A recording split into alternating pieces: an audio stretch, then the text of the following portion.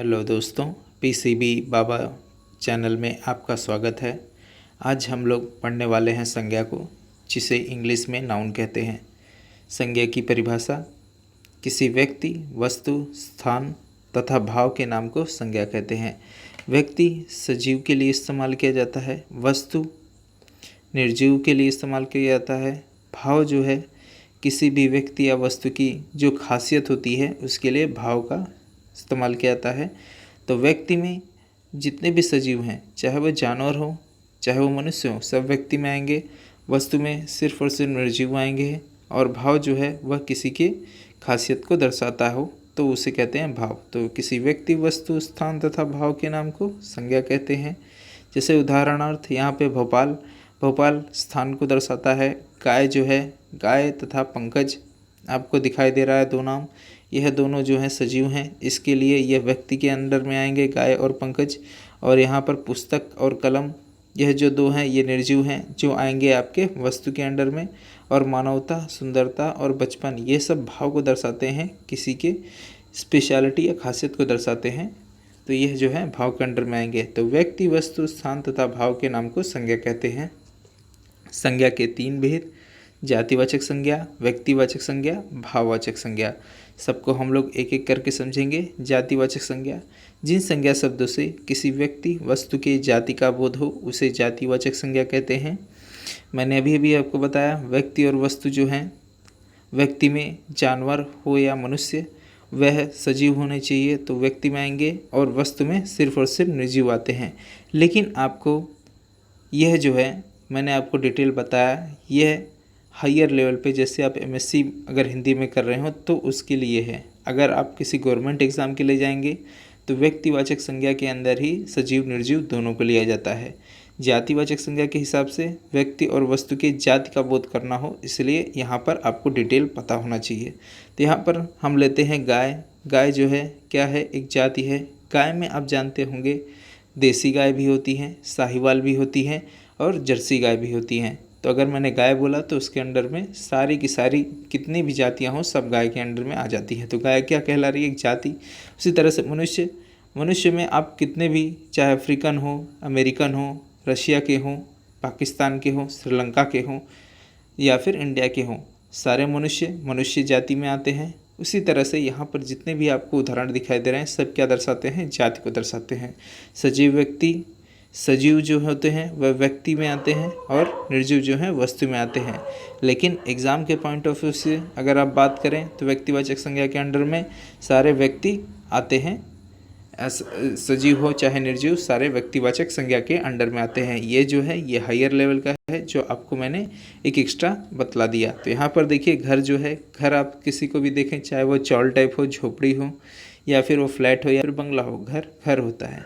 इसी तरह से बंदर में आप देखें, चिंपैंजी, लेमुर्ग बानर, बहुत सारे बंदर होते हैं। लेकिन अगर आपने बंदर बोल दिया तो उसके अंदर सारी जातियाँ। उसी तरह से चिड़िया, बर्ड जो है, बर्ड के अंदर में बहुत सारे आते हैं पंक्षी, सब पंक्षी जाति को क्या बोल दिया हम लोग ने, पंक्षी। तो इसी तरह से जातिवाचक संज्ञा जाति को दर्शाता है।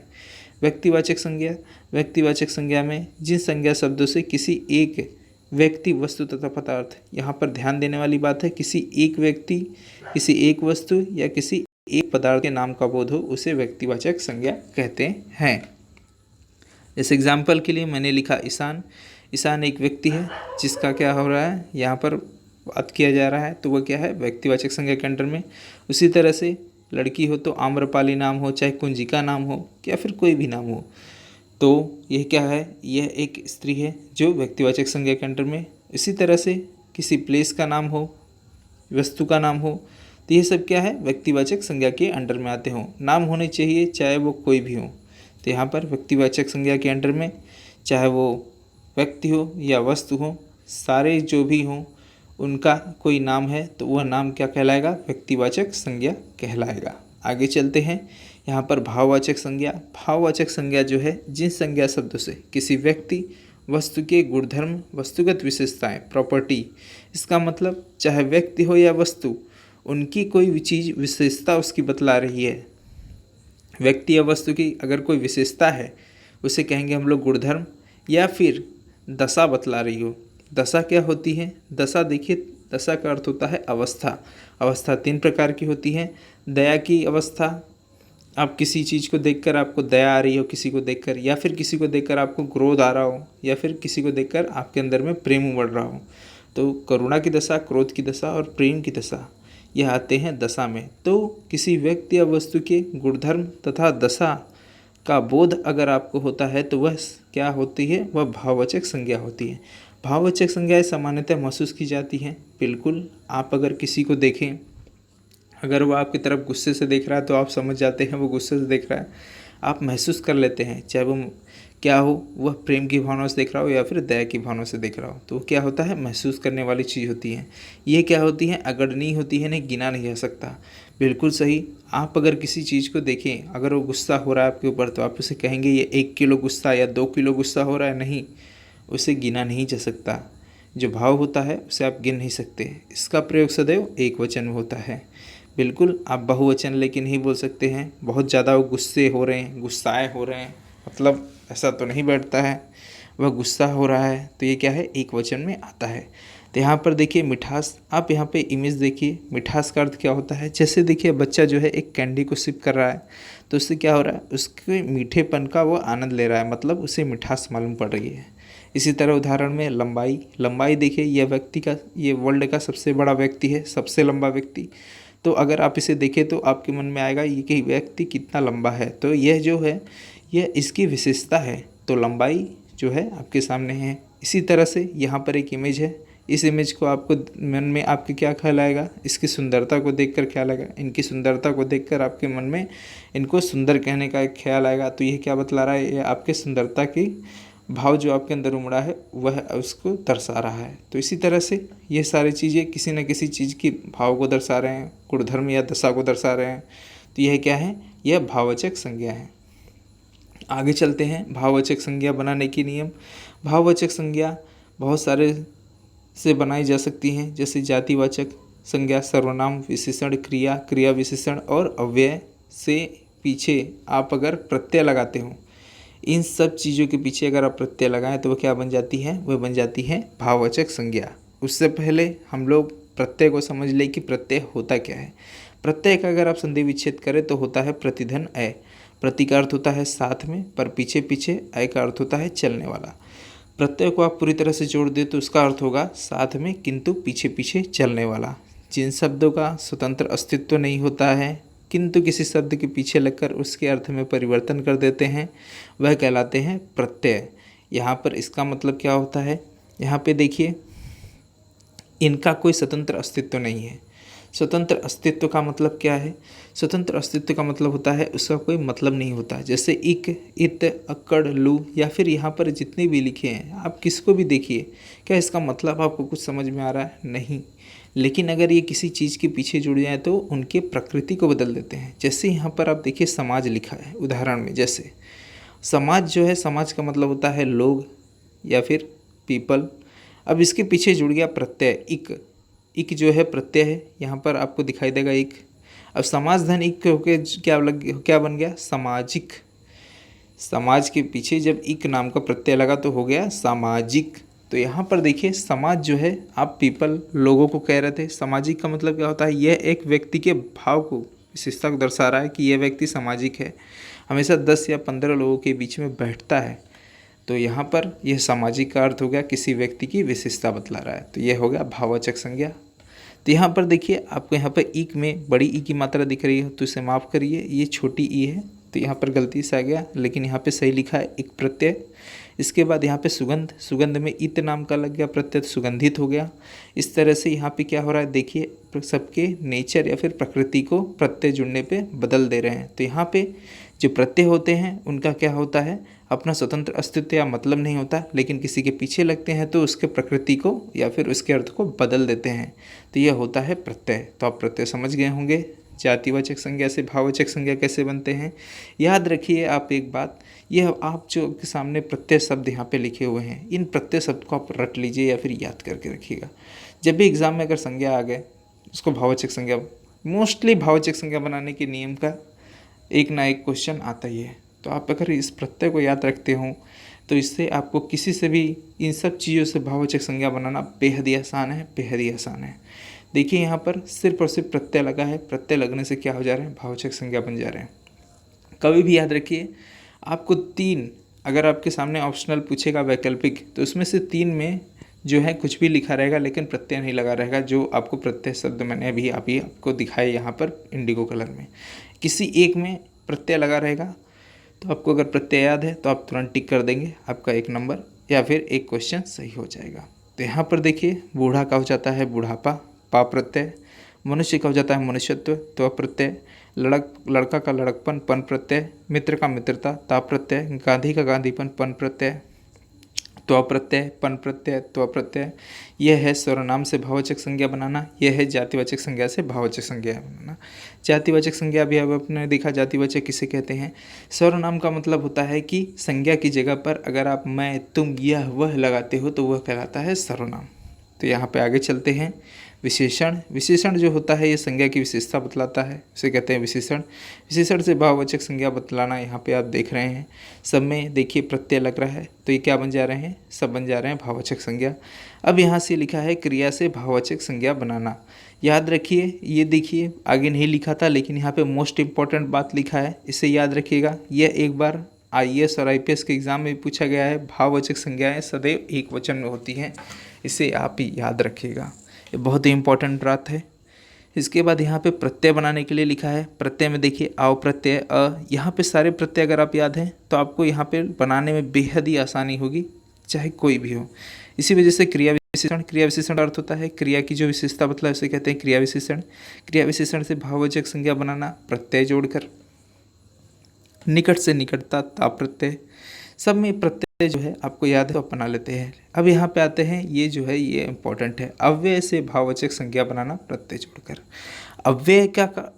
अव्यय से भाववाचक संज्ञा बनाने से पहले आपको अव्यय का अर्थ पता होना चाहिए। यहाँ पे देखिए अव्यय का अर्थ क्या होता है, यहाँ पे लिखा है अव्यय का शाब्दिक अर्थ होता है जो व्यय ना हो, जो खर्च ना हो। अव्यय का रूपांतरण कभी नहीं होता। ऐसे शब्द हमेशा अविकारी या फिर अमर होते हैं। ऐसे शब्द हर स्थिति में अपने मूल रूप में बने रहते हैं। बम रहते हैं यहाँ पे लिखा है लेकिन बने रहते होंगे, गलत हो गया है। देखिए जैसे कि आपको मैं एग्जांपल के लिए बताऊं, यहाँ पे लिखा है हिंदी अव्यय के कुछ एग्जांपल दिए, जैसे वाह। यहाँ पे पूरे हिंदी अव्यय के उदाहरण नहीं दिए हैं, अव्यय के नाम से आपके लिए अलग से वीडियो आएगा, आप उसकी चिंता ना करें। यहाँ पे देखिए, आप इसको समझिए। जैसे यहाँ पे प्रत्यय में लिखा वाह, वाह का मतलब जैसे आप किसी, आपका जैसे कि समझ लीजिए कोई आपके घर में है और वह इंजीनियरिंग कर लिया, तो आप बोलेंगे वाह आपने इंजीनियरिंग कर लिया। तो यहाँ पे वाह जो है, वाह अपनी छाप छोड़ रहा है। वाह से पता चल रहा है कि आप उसकी प्रसन्नता में 4 चांद बिखेर रहे हैं। तो वाह क्या हो रहा है, यहाँ पर एक प्रकार से आपकी प्रसन्नता को दर्शा रहा है, और वह हर जगह रहेगा। आप ऐसे तो नहीं कहेंगे वाह तुम इंजीनियरिंग में फेल हो गए। वाह का मतलब तो शाबाशी देने के प्यार चाह रहा है, तो आप फेल होने के लिए शाबाशी नहीं देंगे, उसके लिए आप दुख जताएंगे।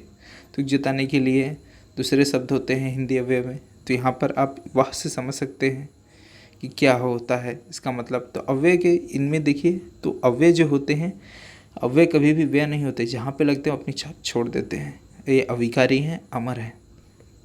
तो इससे आप अव्यय का मतलब समझ गए होंगे। और अव्यय से भाववाचक संज्ञा बनाने के पीछे आप प्रत्यय जोड़िए। प्रत्यय आपको याद है, जोड़ दीजिए, आपका प्रत्यय बन जाएगा। तो आपका भाववाचक संज्ञा बन जाएगा। लेकिन अव्यय के आप भाववाचक संज्ञाओं को थोड़ा ध्यान से पढ़िए। निकट का नैकट्य यह लगा है, तो ये जो है, ये इससे बहुत ज़्यादा क्वेश्चन पूछे जाते हैं ऐसे वर्डों से, तो इसे आप मोस्ट इम्पॉर्टेंट समझिए। पूर्ण से पूर्णता, शाबाश से शाबाशी। तो आप यहाँ पे पूरी तरह से भाववाचक संज्ञा बनाने के सबके इरादों को समझ गए। अब आते हैं व्युत्पत्ति के आधार पर संज्ञा भेद।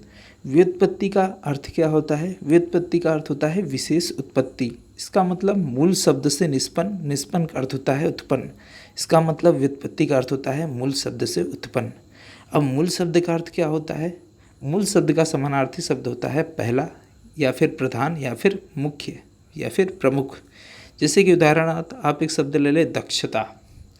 दक्षता में आप अगर दक्षता को संधि विच्छेद करें तो 2 लेटर आपको मिलेंगे। दक्षता एक शब्द है, उसको अलग करें तो 2 लेटर मिलेंगे, दक्ष धन ता।